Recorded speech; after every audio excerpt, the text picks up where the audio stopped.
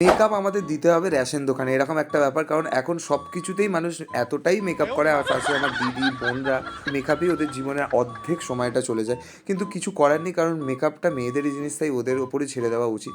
তো যাই হোক, এবার পুজোর দিকে আসি। এখানে দেখতে পাচ্ছ পুজো হয়ে গেছে, আমার বোন সবাইকে আরতি দিচ্ছে। আর এখানে যেহেতু কার্তিক পুজো এসেছি, আর মানে মামা হিসাবে এই দায়িত্বটা পালন করা উচিত।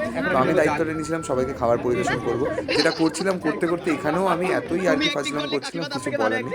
কিন্তু বাড়ির বড়রা আমাকে মারধর না করে আমার আর কি। হলো গাইস ফুলকপি রোস্ট, এটা হলো ডাল, দেখতেই পাচ্ছ কি সুন্দর হয়েছে। এটা হলো পোলাও, পুরো একদম ঝরঝরে রাইস, দেখতেই পাচ্ছ। আপনি একদম পারেন না কাজ, বোঝাই তো।